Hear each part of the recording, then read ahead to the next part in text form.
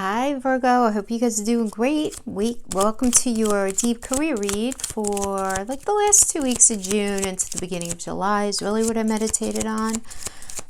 We have a lot of stuff going on. Yeah, so this is going to be Virgo, for Virgo, the archetype. But guys, it's going to be also particularly for Virgo ascendant or Virgo 10th house or 6th house placement. Those of you who know your chart, you have Virgo there in your 10th house, in your 6th house, or as your ascendant. This is really going to be more, your rising sign, this is going to be more for you. So we're going to start off with the Lenormand, okay? This is not a tarot deck, but it looks like a tarot deck. They're a lot of fun. It's a different system. It's an antique, an ancient system that's been morphed over time. And the cards speak to each other. So we have the scythe, we have the lilies, and we have tulips. Okay, so the scythe, cutting it up. Virgo, this tells me that something has been cut, so like a clean cut, right? I mean, think about the scythe, right? That like a cut sweet, very cleanly in one felt swoop. So this could be for those of you who perhaps lost a job, made a decision to leave a job, something ended very abruptly, at least the way you were doing it. This is what I see here, but there was appreciation for the work that you did do, right? Because this does indicate appreciation for what you did do.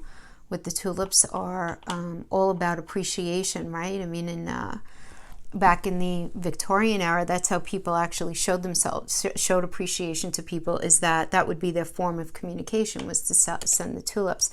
And then we have the lilies. So I love this. This is about peace, calm, making the right decision. This is a beautiful new time for you, and this is really, I love this outcome for you. So it's like a clean cut. There was appreciation there, but now you're entering into this time where there's just going to be a lot of peace in your life, where whatever happened, it was very benefic, whatever happened here, having to deal with that energy. So let's pull one of these oracles and figure out any of the messages that we need to think about. Pandora's gift. So yeah, so Pandora, and a lot of us like have heard of it, but we're really not sure what it is, you know. So a mythic woman, much maligned throughout history, whose name means all gifted. Pandora lives within us as like our curious nature, right? It's where we learn, yearning to conquer chaos and evil and darkness, right? With the light of knowledge, and she really pushes our soul to ask questions, and in doing so, what happens, right? It triggers the process of asking questions, really pushes us to want to find out the answer. So it's all about learning here. This energy is about learning. It's about our journey, and our journeys all involve learning, right? Through experience, right? But with this energy, it's, you know, really pushing forth the idea to understand that there's no shame in your learning process, because this does indicate a sign of a new time, and it's time to swap out the notion of how you've been in your career and any negative aspects that you feel that you've been carrying with you, any notion of shame, any past failures, anything like that, right? It's time to just let all of that go, because this does indicate you're breaking free from some sort of weighty criticisms of the world, of your family, of friends, people around you, even from partners, from power games that bore the hell out of you, from the insanity of like sacrilegious priorities in the world. And you just really don't want to deal with any of it, right? I mean, because with this comes a realization that you too are divinely defiant, right? And you believe in hope, and you just really to kind of like cast off in a way, at least metaphorically, anyone who is hell-bent on tormenting you or judging you or, you know, holding you up under any sort of microscope. You just want to do you and be you, right? Because this does indicate that there is something inside of you that needs to be born, that you need to go towards. You need to go towards that energy, because that's exactly where this lily piece is going to come from, right? You were born to strut your soul stuff, Virgo, and this energy is really calling for you to do it. And you know what? I bet a lot of you guys are feeling the call. I do feel that very strongly. I feel like some of you are going to be like, yes, you know I really feel called to do this particular thing, but I don't have it crystallized yet. So I feel like a lot of you are in the space of trying to crystallize a more solid solid plan forward. But the thing is this, guys, keeping it real with the astrology. I mean, let's just call it what it is. We're in retrograde season. These conversations are not going to be finished till like the first or second week in August. Just letting you know, Venus, Pluto, they're all like having these crazy conversations, and it's not going to all be straightened out until then. That's not to say that there's not going to be any forward movement, because there is, obviously. Life always moves forward. But things becoming crystallized and crystal clear. You know, on June 5th, the first of the two change-making eclipses landed in Sagittarius, shaking up your fourth house of home. And that started a cycle that's ending up to creating this reshuffling, I guess is a good way of saying it. Your work-life balance. It's going to be continuing between now and December of 2021. So we have that. And then on June 21st, the second eclipse is arriving in Cancer, and your collaborative 11th house, which could bring great opportunity, right? But you don't want to rush into any formal arrangements. So like there's something good coming in, but you don't want to rush into it, right? Just because Mercury is going to be retrograde, right? Planet of communication, both online and offline. It's retrograde from like 17 to 18, depending on where you live, like yesterday, today, until like the middle of July. And I'm going to say the end of July because we like to wait till it gets out of shadow.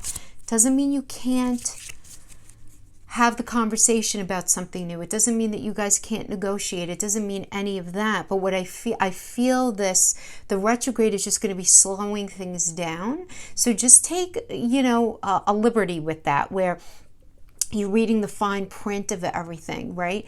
You want to make sure that you have your stuff backed up. You want to watch out for any computer or tech snafus.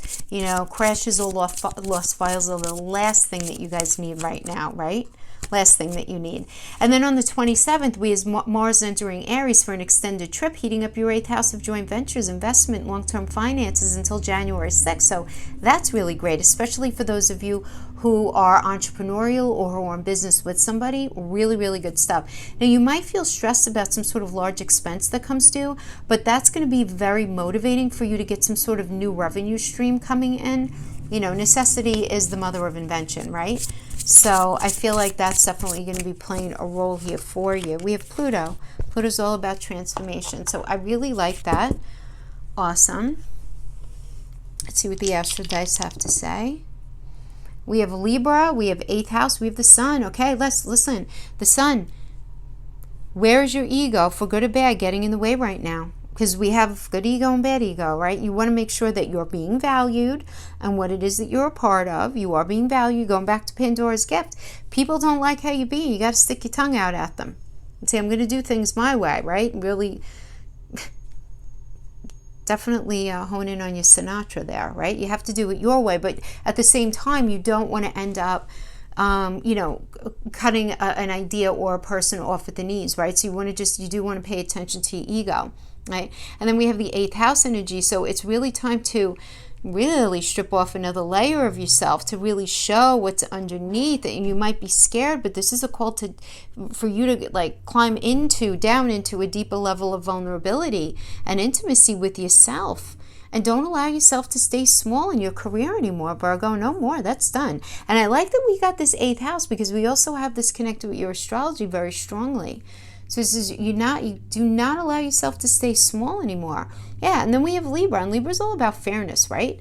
It's the 7th house of relationships, but that also indicates partnerships and people that we work with, where we have a shared soul connection with. So here, this is telling me that it's time to reclaim your personal power, and any place that you've been giving it away for free in the name of being nice has to stop. No more of that nonsense, right? Because your needs matter, and you have to really allow your voice to be heard. And that's the thing with Virgos. It's so funny with Virgos. And I could say this because I'm a Virgo rising. So, it's everybody always thinks we have our act together and that we're so critical. Well, we're more critical on ourselves, right? And isn't it so common for nobody to ever ask us, how we're doing? How you feeling, Virgo? How you doing throughout all of this? No, because we always have our act together, right? So, but in doing that, right, people end up, forgetting to remember that we have feelings, and that we have egos too, and that we have certain needs, wants, and desires as well. Because while we're critical, we're also the best flipping workers, are we not? We really are. People love working with us, and we were great planners and organizers, strong verbal and communication skills, very empathetic listeners, creative problem solvers, right? We always have the answers. Generally speaking, I'm talking about the archetype, right? Not to toot our own horn or anything, but we are very helpful and supportive, absolutely. And so all of those traits can really incite getting lost in the shuffle of stuff, right? And that is the reality of it. So between Pandora's box and the Astro dice, with Pluto here, some changes need to happen. But whatever the change is happening, it's going to happen very swiftly, but with appreciation. But something really beautiful is coming out on the other side of that. So we do like that. Okay, we have imbalance right now, and you just not feeling it. Just not feeling it, Virgo. You don't want to know. Right? Some kind of imbalance. So, the devil energy in this kind of read, devil energy always means imbalance, right? I mean, it could mean somebody with an addiction is an issue, and egomaniac, anything like that. But let's say, how would that play out if, let's say, you are pretty much on your own, you're an independent contractor. Well, maybe your hours are out of whack, right? Or maybe the way you're needing to work is out of balance, anything like that. But, coming into this energy, the Princess of Swords. So swords are communication, and it's also truth. And it's the Taurus and Gemini energy. So this could be you, this could be another energy, or this can be a general influence because it's a court card, right? Because it's princess. But, Taurus and Gemini, it tells me that, you felt like you were on the right path, just energetically.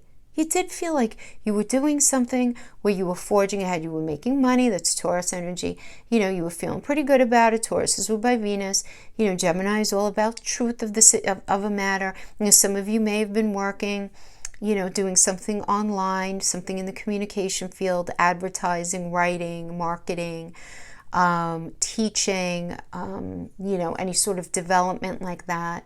But you were making money doing it, and this is what I get for the past.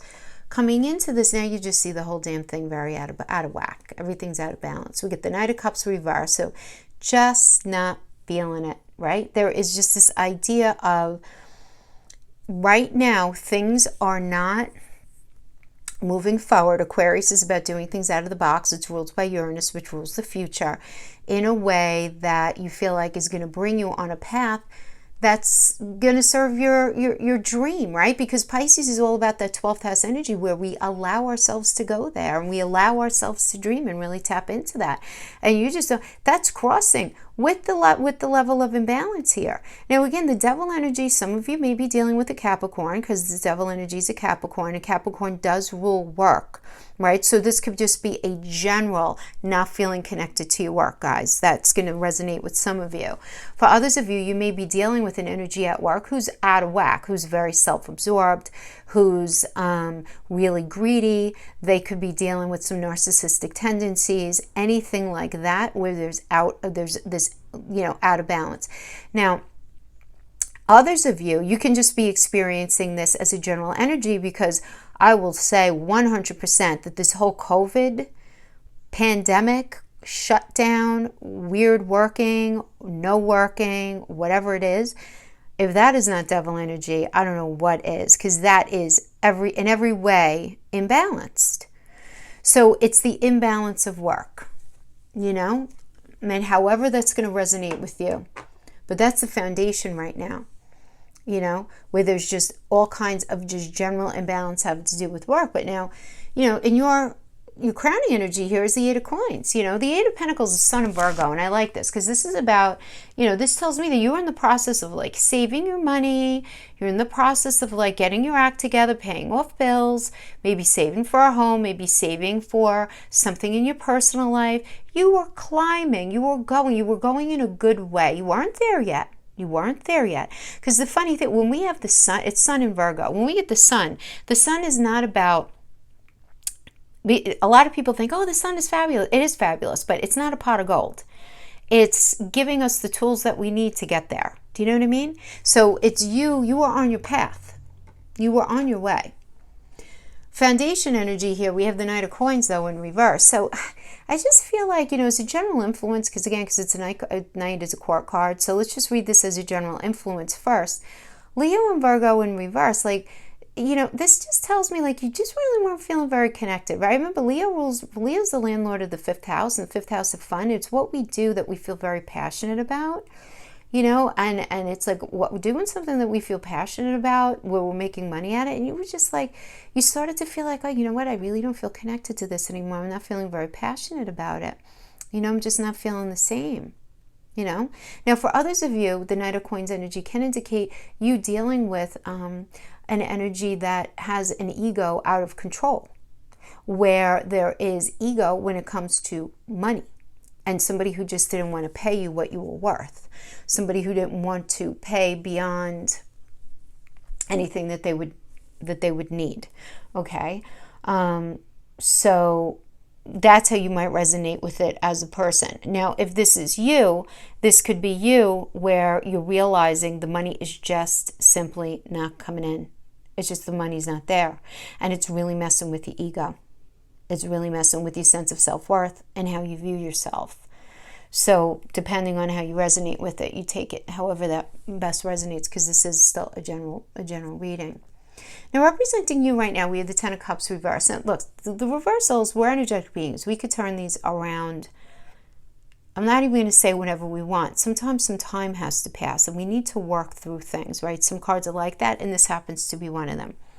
The 10 of Cups is still positive in the reverse. But what it says is there's something in the way that needs to be addressed and taken care of so that this could be upright. But in the meantime, you're acting as if. In the meantime, you're biding your time, you're doing what you need to do until this outside situation is taken care of. So an obvious interpretation of this would be the pandemic, depending on what part of the world you live in. There are some areas that are in phase 3 already. There are some that are barely in phase 1. I live in New York. We are not going to be hitting phase 2 for another month.